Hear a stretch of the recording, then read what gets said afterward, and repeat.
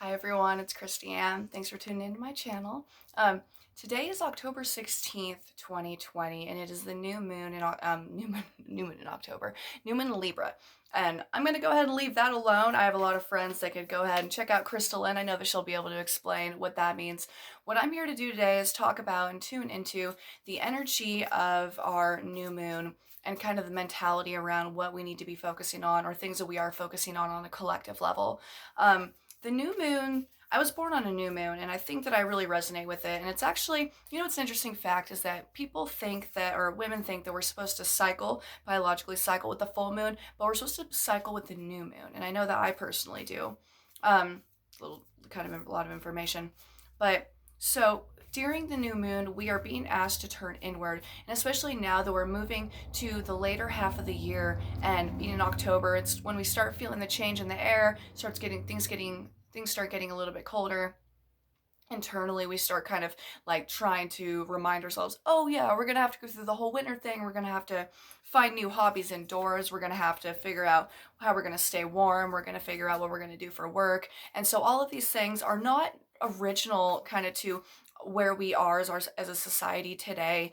Halloween is actually known as the original druidic New Year, called Samhain, and it was the beginning of the dark half of the year. The Druids and the Celts, I find it so interesting that they actually started out their day and started out their year at the beginning, of the dark half. So the day started. So Halloween doesn't technically start until sunset of the 31st, and it goes until the sunset of the 1st of November. And whether or not they dictated it as the name October or November, whatever their months were, I think they had Gaimonios and Summonios, the dark half of the year and the light half of the year. And Halloween is the start of the dark half of the year, so the first part of the year. I think that new moons, particularly at this time of the year, are really important because we've spent this whole this year's been so weird, and we've kind of been given a lot of opportunity to sit and look inward and spend a lot of time with ourselves, a lot of time with our families due to the whole quarantine thing. But now we're being asked to do that in a different way. We're asked to be in, to look at the darker sides of ourselves and say, what is it that what am I going to have to live with myself over the next few months of the winter? Like, what is it that I want to change? What is it that I want to progress? What is it that I want to work on? Any of these things, we're being given a really good opportunity to do that. This reading, what I want to focus on, typically I'll just pull three cards, or I'll kind of listen to whatever cards asked to be pulled, so between 3 and 5. What I want to do right now is focus on a small spread of what is it that we are missing? What is something that we're not exactly focused on well enough right now that would really help us as soon as we're able to kind of pick it up and realize what it is? Then I want to talk about how can we use that to progress? So what is it that we're not seeing? How can we use that to progress? And then what is our actual next step to kind of combine all of these things for ourselves? All right, let's see. I hope everyone's doing well. October, it's getting really close to Halloween. I hope everyone has some really exciting plans. I'll personally be working, but I've considering some of the family stuff and kind of some of the spiritual stuff that I've been working with this year. I'm really looking forward to hosting my own ancestral ceremony. I'll probably do a little bit of that on video, so you have that to look forward to. If anyone has anything fun planned, if you guys have any really witchy, cool Halloween stuff planned, any ancestral, Dia de los Muertos, anything going on, like please go ahead and share with me. I'd really be curious to see what other people's practices are like. I know that I'm really looking forward to honoring my ancestors this year. I've found and I've discovered recently that the reason that I came back from Arkansas is because I truly came back here to heal some ancestral wounds through kind of both of my maternal lineages. So the mother's side through my father, and then my mother's side as well. And I'm healing certain parts of my family, actual relationships with living people, and people with relationships that have passed on that I didn't even know that I was supposed to have a relationship with. Lots of stuff happening there. So, all right, you guys. So the first the first card, what are we going to focus on? This is what we can't see right now. Somehow it's something that we're not able to focus on, or it hasn't come to light yet. So, being the 3 of Pentacles, this card is about sitting down and actually doing the work. And a lot of it could be around actually writing, which is something that I've been doing. Moving into the dark half of the year, it's kind of a really good opportunity to take on all of these artsy projects, these indoor projects, and these things that we've maybe put off because we're out hiking, or we're out kayaking, or we're out disc golfing, or we're just out drinking. Who knows? Um, this is a really good time for us to sit and think about what is it that I've been putting off? What is it that I know that I want to do, but I haven't done because there's been other better things to do?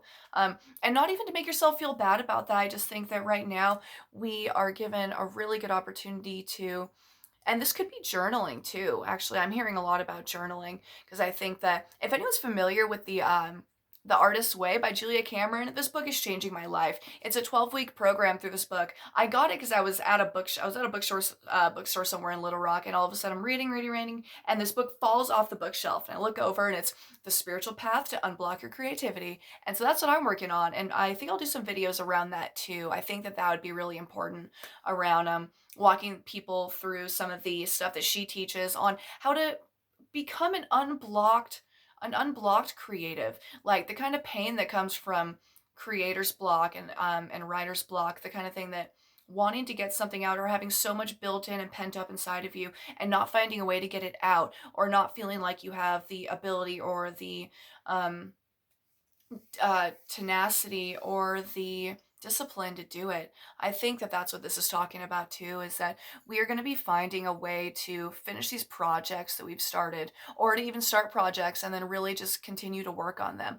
What is it that we want to put on paper, literally and figuratively? Um, so what did I say? So what we haven't seen yet. Oh, what is going to come? What things should we look for in our look to come out of our life moving forward? So the new moon. This card is about. I mean, as you can probably tell, he's kind of grumpy, and he's sitting outside whatever building this is. It could be a church, it could be his home, and he has these resources. He has these giant coins, and I'm sure that he could trade these coins for whatever the hell he wanted to. However, he feels he's very fearful that they're going to be taken away from him. He says, "I have worked so hard for everything that I have. How dare you try and take anything from me? Don't even look at them. Don't oogle them, don't desire them, leave me alone. I'm not willing to share, and I'm not willing to trust you that you're not going to hurt me." I think that um, that is something that is okay, considering with this new moon, we're being asked to look inward and to kind of put our thoughts and our emotions out on paper, recognize where we are fearful of being taken advantage of, or where we're fearful that we can't trust other people. I think that we need to write down in this book, in the Artist's Way, she's talking about, okay, write down, I am a prolific and excellent creator of God, or I'm a channel of God, or something like that.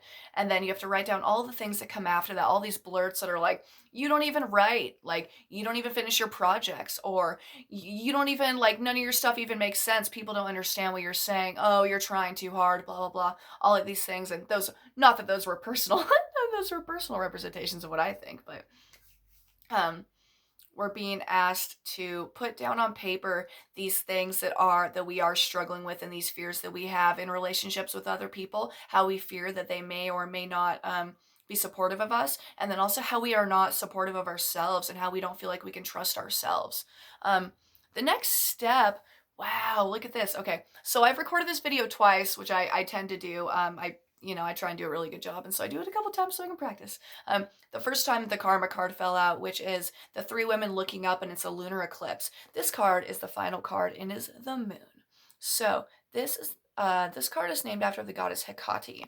Um, I'm not Wiccan, but I started my practice, started my spirituality at the age of 13, following Wiccan way. And so what they think of is they have the mother, the maiden, and the crone, and they have the law of three, and they tend to be polytheistic, and they say that you can be a witch without being a Wiccan, but you can't be a Wiccan without being a witch. And whoever, I guess it depends kind of on the person, but I believe that that's a pretty succinct synopsis of it. So with this card coming up, Hecate, she tends to show up in my life during this time of the year. Like as soon as Halloween comes, I start receiving messages from her in the form of seeing threes everywhere, like over and over, 333, 33, and I've started already doing that. And this has happened for the last probably 10 years.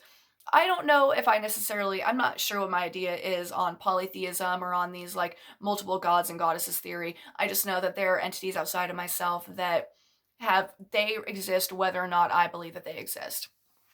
So with this card being the next step, meaning this new moon is the beginning of the dark half of the year, and so we are being asked to light our way through the darkness. This card's kind of difficult because it has a bunch of, like, traditionally it has one meaning, and then in my deck or in these other decks it has another meaning. So I like to look at the actual symbolism of it. And you see her, she's a young woman, but she actually represents the crone. And the crone is the version of women, but also of men, just the older version of yourself, where you're much wiser than you have been in your past. You have so many more lessons and so much more wisdom that you're able to pass on, but that also you need to be sure to find and light your way through the darkness. Though she has this torch. She's only able to see about 4 feet ahead of her, so she has to build her life and she has to make decisions based on 4 feet ahead, 4 feet ahead, and 4 feet ahead, and she has to trust that she's going to be able to take care of herself. These wolves in the back may look like they're hunting her, but they're not. They're actually known as her. Hecate is known to have her two wolf sidekicks, I guess, or wolf animal pet spirits that follow her. And they represent, to me, it represents femininity and masculinity, or light and dark. And in the moon, so traditionally the moon card is interesting because it means you have a full moon, or in our case, it's a new moon. But you have in the case of the full moon, you have the moon in the sky, and you think that you're able to see things, like everything seems so much more illuminated than it would be right now in the new moon, whereas in the new moon you can actually see the stars, so that's cool. But on a full moon you think that you can see better than you can. All you're doing is seeing what the moon sheds light on top of, which is not taking into consideration the shadow side. And that's a lot of what this card has to deal with, is recognizing that even though we feel like we can see, we have to be very well aware of the things that are underneath that we can't see. That we may feel like we can see straight, but we can't, and everything is just a little bit skewed. And it's not something that we can necessarily base really strong decisions on until we get really closely. So this card I'm taking very literally, in terms of, I think that we should sit down and start doing some writing. He's got his torch and she's got her torch, and so the feminine and the masculine. I think that we are being asked to look inward and to sit and maybe write yourself a budget, or write yourself a game plan, or write yourself some affirmations, whatever it is. Sit down and get real with yourself on what is it that you want to create in your life, and what is it that you might be afraid of, and what is it that's holding you back, that you fear like, I'm sure that this man would be okay if he would just put his coins down. I'm sure that he could put them right in front of himself, or right next to himself, and nobody's going to harm him, but he doesn't trust that that is an option. And I think that we're all struggling with that right now, or we're all aware of that inside of ourselves. I'm sure that we all have an idea or a topic in mind where we'll relate this to ourselves. The new moon is about turning inward, and is about taking time to focus on ourselves and to clear away all this debris, and to clear away the stuff that we think, and then really recognize what it is that we feel legitimately, directly, and honestly. Um, all right, guys, thank you. Please go ahead and respond back to me. Go like and subscribe to my channel and comment below, and let me know what you think. I would love to hear back if you guys have done any new moon readings for this time around, or if you've done any for the Samhain Halloween season. I would really, really love to hear some of the stuff you have going on. Otherwise, keep an eye out for some of the stuff that I have coming up on my channel the next couple days. I'm going to be sure to do a really freaking cool Samhain Halloween video here. I'm really looking forward to kind of showing you guys what my practice looks like, and giving you some interesting ideas, okay?